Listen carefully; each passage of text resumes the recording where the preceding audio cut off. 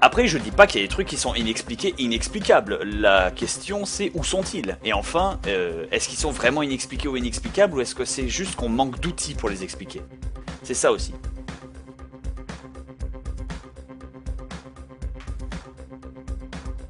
Donc tu crois pas au concret, mais plus que ça. Je crois au concret qui existe, qui est là, qui est prédéfini, mais je veux rester ouvert à la possibilité qu'on introduise du nouveau concret dans ma vie. Tu vois ce que je veux dire? C'est-à-dire, je crois au concret, je crois à tout ce qui est concret, mais si jamais, comme je te dis, il y a Jésus qui débarque au milieu de la rue, qui fait pousser des fleurs, il commence à démultiplier les petits pains en mode salut les mecs, et tu sais, il brille très fort, et il guérit les lépreux en les touchant, je vais d'abord chercher pour voir si c'est pas de la nanotechnologie, de voir si je peux pas l'expliquer par moi-même, tu vois ce que je veux dire. Mais si jamais il s'avère que c'est quelque chose qui est en dehors de ce que moi je considère comme concret, car prédéfini dans ma culture et dans mon idéologie, je vais faire ok, je veux accepter la nouvelle info, tu vois ce que je veux dire.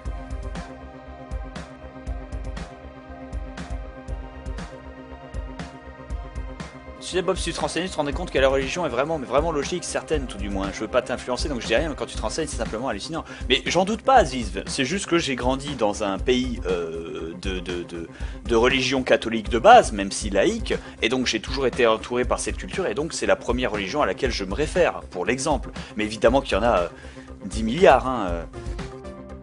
Je veux dire, il y a quelqu'un qui disait, être catholique c'est comme être athée, la seule différence c'est que tu crois en un dieu de plus. Enfin, c'est que les athées croient en un seul dieu de moins, alors qu'il y a des milliards de dieux sur Terre. Donc dans l'idée, voilà quoi,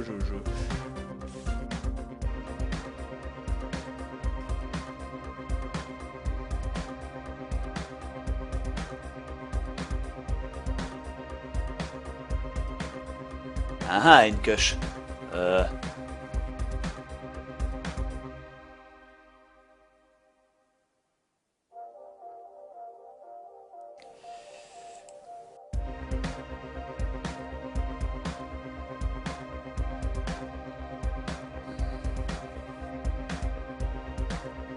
En même temps, si on considère qu'un politicien qui raconte des conneries est concret, un prophète l'est tout autant, alors non. Parce que ce qui est concret, c'est qu'il te ment.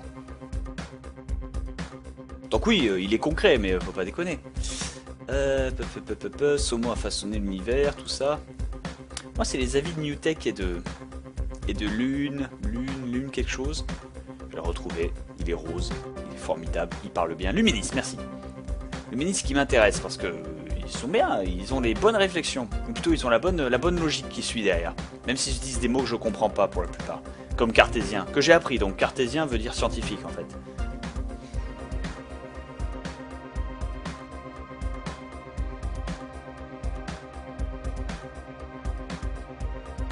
Bah Bob, non, à la base il n'y a qu'un seul dieu, juste le nom change selon la religion. C'est faux, c'est ta croyance.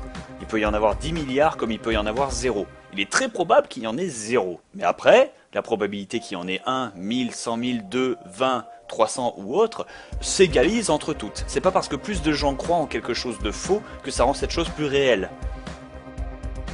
Alors après, ils peuvent croire en quelque chose de vrai. Partant de ce postulat, on peut égaliser les possibilités de croyance. Cependant, si on se base sur l'expérience que la majorité des gens sur cette planète font, pour la plupart de manière scientifique et de manière basée, il n'y a pas eu beaucoup de mecs avec des ailes dans le dos qui balancent des boules de feu. Voilà. C'est tout.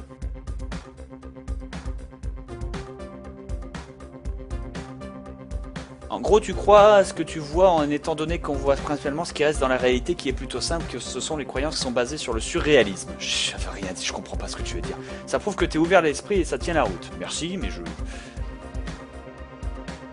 Euh...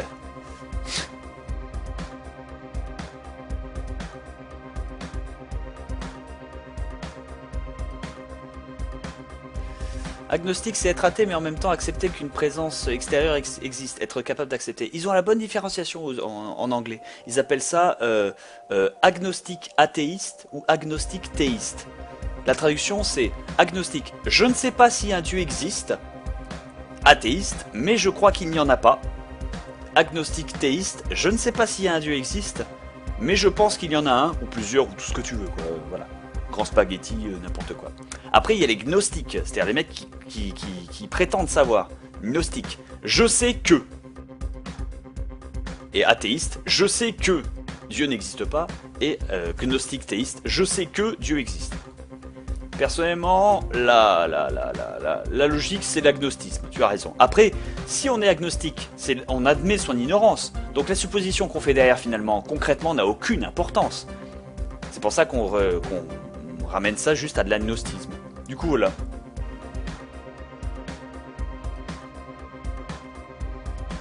Donc moi, je suis basé sur la croyance dure, je dis, hein, la croyance dure que Dieu n'existe pas. Cependant, je reste ouvert aux preuves.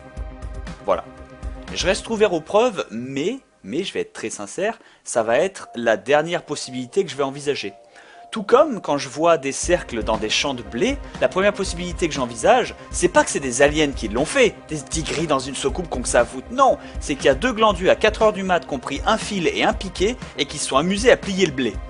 Voilà. Ça, c'est ce que je vais commencer à croire. Je vais chercher des preuves vis-à-vis de ça. Dans plusieurs éléments et dans plusieurs instances. Et si un jour, je vois vraiment des crop circles avec des ovnis qui débarquent et qui balancent des rayons laser et qui crament un bâtiment au passage, et que tout ceci est filmé par genre 50 caméras en même temps, hein. Je parle pas juste du petit mec qui a fait son photomontage facile sur Photoshop. Là, je dis oui. Là, sans déconner, je dis oula. C'est vrai qu'il y a une phase là. C'est tout. Donc voilà, c'est pour ça. Donc je pars du principe, basé sur mon expérience de vie qui est la mienne et qui me force donc à avoir une opinion sur le sujet, que je préfère partir du postulat qu'il n'y en a pas. Pour une raison extrêmement simple, c'est je pars du postulat qu'il n'y en a pas pour ne pas avoir à me poser dessus.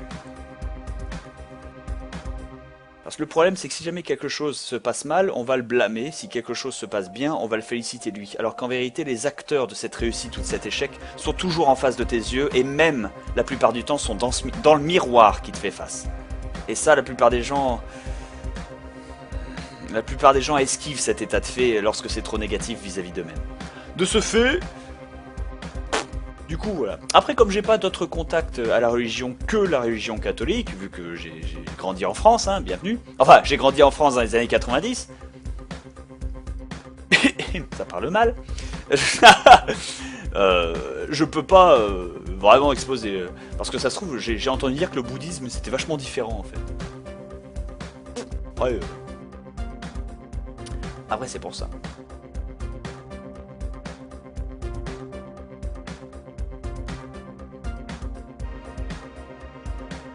T'as déjà entendu parler du pari Pascal? Aucune idée.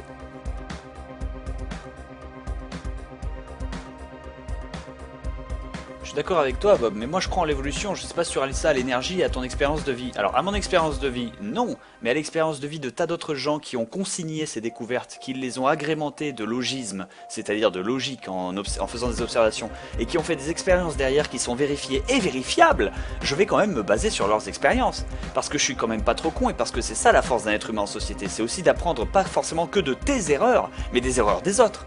C'est exactement le truc que quand quelqu'un va dans une maison du rire, dans une fête foraine, et se pète la gueule dans la grande roue, et te dit putain fais gaffe ça penche vachement à gauche, ça t'empêchera pas toi de manquer de te casser la gueule, mais au moins t'es prévenu. Et il y a plus de chances que tu ne te casses pas la gueule à gauche. C'est tout. C'est la logique. Donc si un mec me dit qu'il a passé 20 ans de sa vie à observer des mouches tsetse pour les faire changer de couleur selon un environnement d'un éclairage différent, qu'il en sort des papiers, des photos et des pages de preuves, et si ce mec, non seulement ce mec il fait cette découverte, mais que t'as 50 autres personnes qui font la même, qui sont de différences de religion, de peau, de couleur, de paroles, de langue, de tout ce que tu veux, qui font la même découverte sur d'autres races, arrive un moment, il y a 2-3 trucs qu'il faut admettre. Voilà.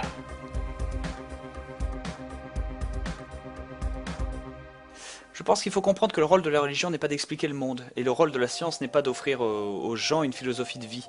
Donc prouver ou réfuter une religion, ça n'a simplement aucun sens. Oui et non, ça a un sens à partir du moment où elle propose d'offrir des explications qui relèvent du domaine de la science. Mais à ce moment-là, l'humanisme, on retombe dans le même débat. C'est qu'est-ce qui est bon et qu'est-ce qui ne l'est pas. C'est est-ce que le féminisme c'est bien ou est-ce que le féminisme c'est mal. C'est exactement la même question parce que ça dépend quel féminisme, tu vois. Il y a la religion qui t'offre une philosophie de vie qui est bonne et la religion qui t'offre une explication scientifique de la vie qui est mauvaise. Parce que de ce fait, ça ne marche pas vu que ça se base sur des croyances. Tout comme le féminisme égalitaire, selon moi, est excellent, et on devrait appeler ça de l'égalitarisme, mais écoute, pourquoi pas, je peux bien comprendre que ce soit du féminisme, puis c'est les gonzesses qui ont fait ça. Et que c'était elles qui étaient sous-classées socialement, donc je laisse bien le nom. Et après, il y a le féminazisme, qui est la domination des femmes par rapport aux hommes, et qui, là, est non seulement nuisible aux hommes, mais aux femmes. Donc de ce côté-là, tu vois, on peut en parler de deux points de vue. Mais après, ça n'est que de la sémantique, le ministre. Je comprends parfaitement ce que tu voulais dire. Là, c'est juste des sophismes. C'est moi qui utilise des mots que je sais même pas ce qu'ils veulent dire. Bref, en quoi je crois? En l'amour. Je crois qu'au-dessus de tout, je crois à l'amour. Peut-être que je suis trop romantique, mais c'est la chose la plus importante pour laquelle tu peux croire. Ah, l'amour, c'est tout ce dont t'as besoin. Je crois que j'ai cet album quelque part dans la caravane. C'est un ton bon tube. Mais je vois de quoi tu parles en plus. Si je croyais pas à l'amour, je ne pense pas que je pourrais être là, ici et maintenant. Si je ne croyais pas en Athéna.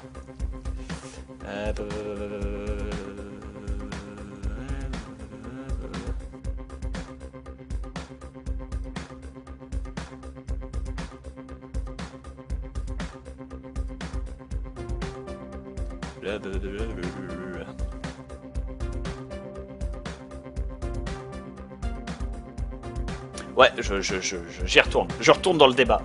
Juste un détail, la religion est là pour répondre à des grandes questions que se sont posées l'humanité. Mais ça par contre c'est un détail aussi que je ne comprends pas. Les gens n'ont pas la force d'esprit nécessaire pour admettre que 1. On ne sait pas et que 2. Ultimement ça n'a aucune importance. Je veux dire, avec la connaissance scientifique qu'on a, et la compréhension qu'on a de notre univers, je peux le pardonner à un mec il y a 50 ans ou même 500 ans, parce qu'il ne le savait pas. Mais maintenant qu'on est au courant qu'on est un petit grain de poussière qui se balade au milieu d'un grand vide interstellaire, et que une fois que tu as vu 2 gifs sur internet du dézoom pour représenter à quel point on est ridicule par rapport à l'univers, je comprends pas comment les gens arrivent à s'accrocher à l'idée qu'on ait de l'importance finalement. Et à l'idée que même les questions existentielles de notre vie ou les grandes questions existentielles de l'humanité aient le moindre intérêt à être posées en premier lieu. C'est ce que je veux dire. Mais du coup, c'est ma vision et je me demande encore pourquoi on perd du temps là-dessus alors que c'est extrêmement clair que ça n'a aucune importance. Mais après oui. Après oui, qui suis-je, où vais-je? Qui suis-je? Je suis moi-même, mais qui est toi? La personne que je suis, l'amalgame de molécules, de cerveau et de connaissances qu'on a pu m'impéter, je ne suis que le reflet de la propre société que j'intègre, mais c'est comme ça chez tous les animaux, c'est comme ça chez tous les êtres vivants, bienvenue. Et enfin, où suis-je? Sur Terre, petit caillou dans Space, état indéfini, coordonnées inconnues, et où vais-je? Au lendemain, je vais au futur, et demain je mourrai, et tant pis, et c'est comme ça, et c'est la vie, et c'est la vie, mais c'est surtout la mort, je veux dire, et c'est pas important. L'important, ça n'est pas, en fait, les gens se pensent trop importants. Ils dépriment à partir du moment où ils savent qu'ils ne peuvent rien, enfin, ils sont terrifiés à l'idée qu'ils n'auraient pas d'importance au niveau de l'univers. Mais c'est beaucoup trop présomptueux. Est-ce qu'une fourmi pourrait, si elle avait la capacité mentale, se juger importante au niveau planétaire? Non! Une fourmi pourrait se juger importante au niveau de sa colonie, grand max! Et moi je peux me juger important au niveau de la société qui m'entoure et des gens qui m'entourent. C'est pour ça que les êtres humains sont des gens égoïstes, sauf qu'on les met visuellement face à quelque chose qui peut aider de manière physique. C'est pour ça qu'on met des enfants en train de mourir de faim à la télé pour qu'on donne de l'argent. Parce que sinon on le ferait pas. Enfin on le ferait, mais moins, tu vois ce que je veux dire? C'est humain, c'est tellement observable partout dans l'univers que je comprends pas pourquoi les gens assument qu'automatiquement il y a un destin divin à l'humanité qui fait qu'elle va se rendre compte de l'inverse automatiquement. Je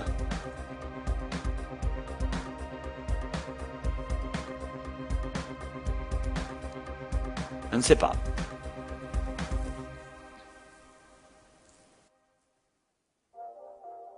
Je suis réel, je pense donc je suis. Mais oui, mais je suis parce que je pense. L'inverse, l'un va à l'autre. Et encore, je pense donc je suis, ça veut pas dire que parce que je pense, j'existe, mais parce que je pense, je me suis rendu compte que j'existais. Je suis persuadé que mon chat s'est jamais posé cette question, mais ultimement parlant, l'univers reconnaît son existence. Si je ferme les yeux, il ne disparaît pas. Ouais, ce que je veux dire, je comprends pas en fait. Les gens s'estiment trop importants. Mais c'est pas parce que vous n'êtes pas important vis-à-vis de l'univers que vous n'êtes pas important pour quelque chose ou quelqu'un. Si je mourais demain, l'univers en aurait rien à foutre. Et globalement, c'est ça que les êtres humains refusent de voir. Parce qu'ils sont là, oh mon Dieu, c'est horrible. La Terre s'arrête si je meurs demain. Non, la Terre s'arrête pas. Mais ta femme va te pleurer, tes enfants vont te pleurer, ça va être atroce pour eux.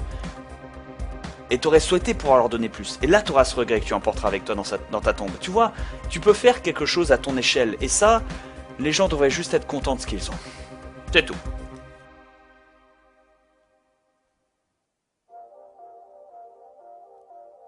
Oui, Calionné, je suis d'accord. Je parle juste de la proportion qu'on représente vis-à-vis de la place, de la masse, de l'espace et de la quantité d'énergie et de matière qu'il y a dans l'univers. Si une de mes cellules dans mon corps est consciente, big deal, tu vois ce que je veux dire? Alors oui, c'est important, c'est cool, c'est une super découverte, mais si elle est toute seule à être consciente dans mon organisme, j'en ai rien à péter, tu vois ce que je veux dire? Du coup, on n'avance pas.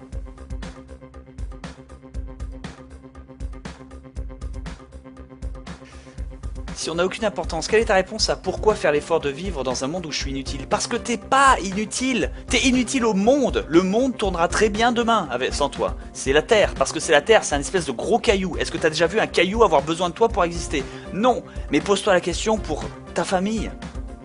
Dude. Pose-toi la question aux gens qui t'aiment. Pose-toi la question aux personnes que toi tu aimes. Pose-toi la question, et plus important, et ça c'est ce que les êtres humains veulent jamais voir, pose-toi la question vis-à-vis de toi-même. Est-ce que toi-même tu t'aimes assez pour te considérer assez important pour avoir envie d'essayer de survivre? Vaguement. Ça vaut la peine, non? Si, peut-être. Bon, et si tu pars de ce postulat, est-ce que tu peux imaginer, concevoir et accepter le fait que ton voisin s'accepte et s'aime lui aussi pour avoir envie de vivre? Bon, eh ben, partant du postulat que tu veux pas lui faire ce que lui tu voudrais pas qu'il te fasse, vous allez tenter de coopérer, c'est cool. Puis c'est très humain finalement, hein. Les humains coopèrent plus souvent qu'ils se font la guerre, faut le savoir ça. Mais... Dude! Après, à partir de là, tu suis juste un raisonnement logique. Et si on n'en a pas, comme je t'ai dit, si t'as pas de famille, t'as toi-même. Toi-même, tu devrais être largement suffisant par toi-même, c'est ce qu'on appelle l'instinct de survie. Dude! Vous êtes utile à votre niveau, voilà. Et votre niveau est pas sans importance. Enfin... Putain, vous avez l'arrogance de vous comparer à la Terre, quoi, les mecs. Les mecs, non. Comparez-vous à votre famille, comparez-vous à ce qui vous entoure, comparez-vous à ce qui a de l'importance à vos yeux. That's the fucking point. Enfin...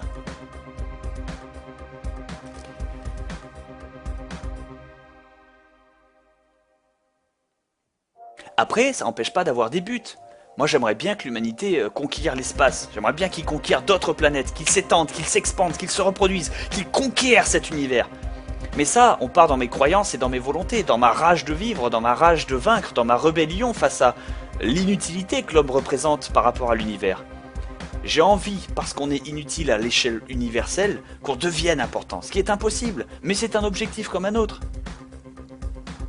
C'est tout.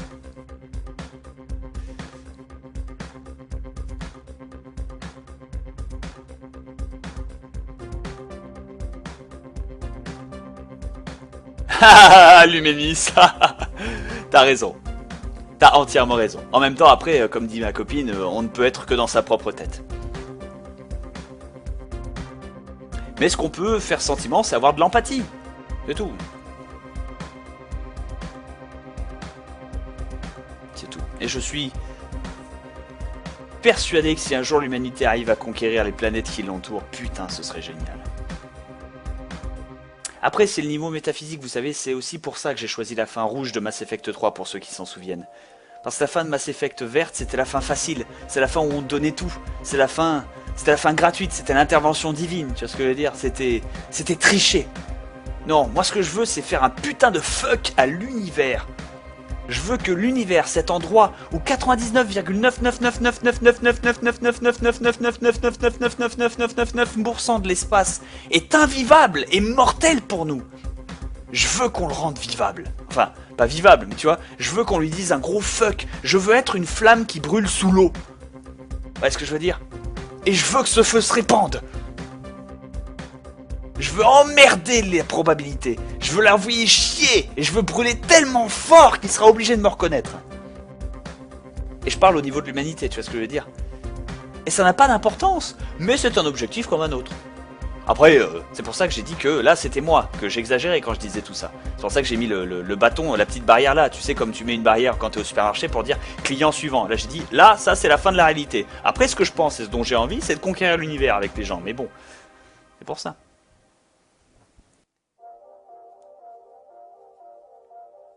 Ouais non, l'humanisme c'est mort, je suis au courant que c'est mort.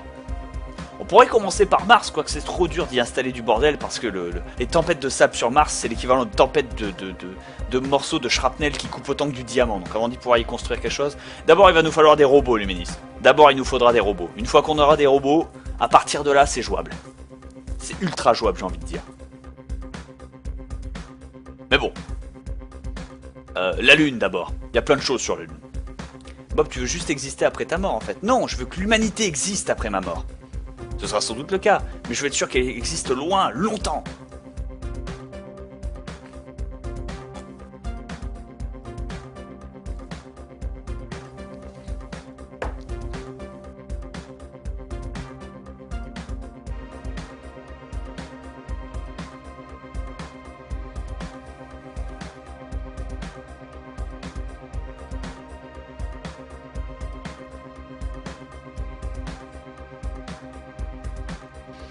Quand même, ça utilise la logique de j'ai plus besoin de la Terre, allons sur la Lune. Mais si, on a besoin de la Terre. Évidemment qu'on a besoin de la Terre. Mais ce que je veux dire, c'est pas parce que t'as une ville que tu vas pas essayer de faire un petit village à côté non plus. Pas déconner. Tu vas pas tout abandonner d'un coup.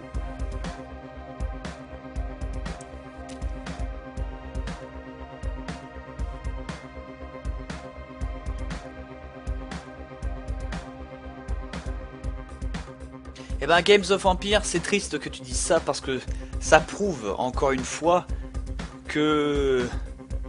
Enfin, ça représente encore une fois ce que je disais, c'est que t'arrives pas à avaler le fait que non, ultimement parlant, tout ça ne sert à rien ou quoi que ce soit. Mais c'est pas ça qui est important.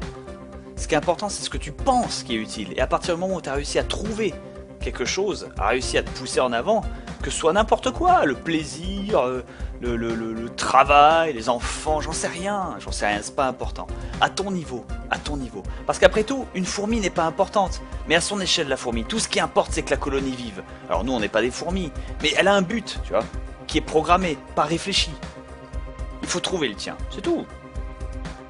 Et ça veut pas dire que ultimement tu sers à rien, si, ça veut dire qu'ultimement tu sers à rien vis-à-vis de l'univers, mais vis-à-vis de toi et de ta famille et de l'environnement qui t'entoure, tu sers pas à rien, tu es loin de servir à rien, tu sers à des tas de choses. Et ultimement, la vie, même si on n'a pas le choix, ce sera ce qu'on fera de plus long. C'est ce que disait Coluche, la vie c'est quand même ce qu'on fait de plus loin. Ils sont là, la vie est courte, je suis désolé, non, la vie c'est ce que tu feras de plus long, tout le temps. Tu peux pas faire plus loin. C'est tout, il n'y a pas de... Après Mars c'est foireux.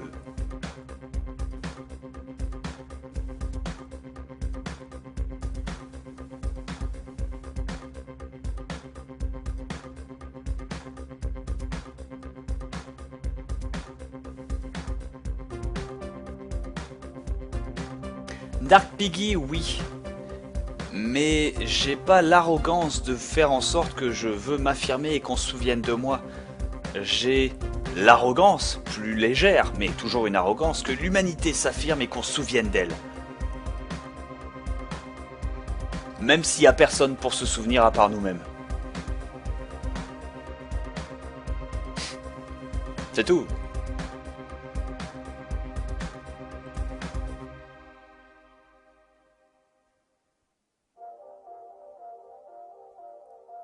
Par contre, t'as raison, l'analyse que ma copine en a faite est exactement la même. C'est parce que je suis un rebelle et que je suis fuck la police et que ouais, je suis comme ça, écoute, hein, c'est le destin.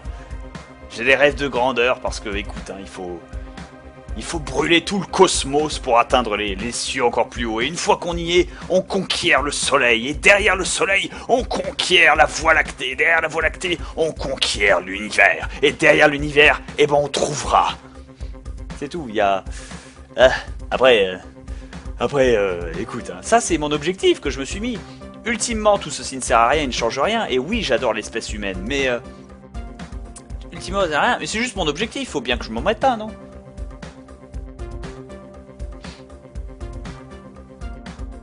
Exactement, et ce qui importe, c'est ce qui se passe ici et en ce moment à notre échelle, et ça on peut y participer, tout à fait. Et même si je peux pas participer à l'idée de faire une race humaine super forte qui contrôle la galaxie, je serais très content que l'humanité fasse ça un jour. Enfin.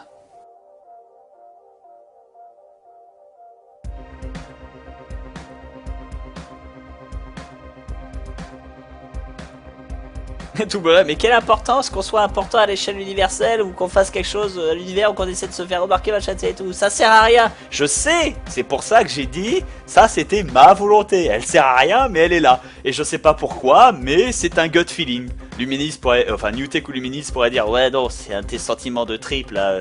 T'as Okawaya pour le baquet, ça ressemble à du bullshit. Je sais, mais écoute, voilà, hein. Bon, il faut bien quelque chose. Enfin.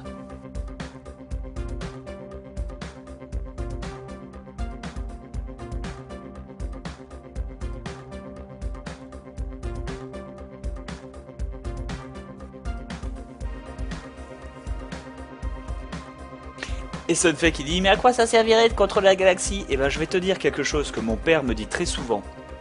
Quand je lui pose une question ou quand on lui pose ce genre de questions. À ça, sa réponse c'est pourquoi pas. Voilà. C'est très dur d'oser dire pourquoi pas. Hein. Quand on te dit quelque chose, genre putain tu veux venir au bar avec moi? Oh ce soir je suis fatigué, j'en peux plus. Ose dire pourquoi pas. Entre guillemets, sois un yes man. Mais pas forcément pour être la beauté d'être un yes man, mais oser te poser cette question de pourquoi pas et de la considérer pour de vrai. Après, c'est autre chose.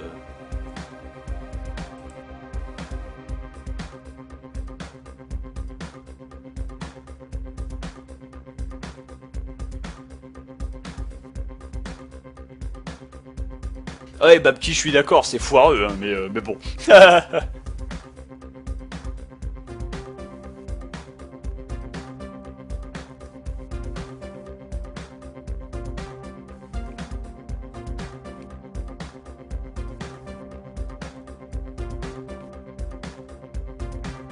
À quoi vont vivre si tu peux pas ce que tu voulais être? Game of Empire. En gros, ton but c'est d'être né pour rien. Je suis pas né pour rien, je suis né pour des tas de gens que j'ai rencontrés, qui m'ont entouré, des mecs contre lesquels je me suis battu, des potes avec lesquels j'ai ri, des femmes que j'ai baisées, des mecs que j'ai rencontrés, des gonzesses que j'ai aimées, des mamans que j'ai comblées et déçues. Je suis né pour tout ça. C'est comme ça, c'est tout. Il n'y a pas de. Y a pas de... Et ça a eu un impact léger, infime, ridicule, moléculaire, mais ça en a eu un. Donc à partir de ce postulat-là, c'est rien de perdu, écoute. Hein, ça sert toujours à quelque chose. Même si c'est pas grand-chose, écoute, chaque centime compte. Non, non, ma vraie volonté, voilà, c'est une volonté hein, que je dis, hein, ça n'a aucun sens, elle est complètement bestiale, instinctive, pulsionnelle. Mais ma vraie volonté, c'est que le centime que je sois un jour se retourne avec tous les centimes en même temps et regarde dans la même direction, dont on devienne un gros billet de 100 $, et qu'on se démultiplie, et qu'on devienne 1 milliard de $. Et que ce milliard de $, devienne 1 milliard de milliards de $. Et à la fin, on noie l'univers dans l'argent des abonnés. C'est tout. Argent des abonnés qui servira à rien puisque l'univers ne sert pas d'argent. Mais même, on le couvre de billets parce que c'est swag. Après, c'est tout. Laisse-moi te poser cette question alors. Est-ce que cet amour doit être dirigé à une autre personne? Ou est-ce que c'est le genre d'amour qu'on peut diriger ailleurs? Est-ce que l'amour pour quelque chose peut venir d'autre chose qu'une autre personne? Bah oui, il y a des gens qui aiment les animaux. Oui, oui, je suppose que oui, si ton cœur était vraiment dedans. En instant, j'imagine que si un artiste est amoureux de sa création ou patriote dans son amour avec sa passion ou avec son pays, qui suis-je pour dire que l'amour est plus ou moins valide selon l'amour que je ressens? Tu sais, je crois qu'on s'en sortirait avec des mecs à l'église si on aurait plus de gens à l'église si les gens écoutaient plus ce message. C'est-à-dire, c'est tout ce que ma foi est réellement, hein, basiquement. L'amour pour tout ce qui est de plus grand qu'un individu. Ah non, là tu craques. Cependant, juste une question, c'est tout. J'étais curieux de savoir quel genre de personne tu étais sans moi. Je peux pas dire que j'ai été déçu.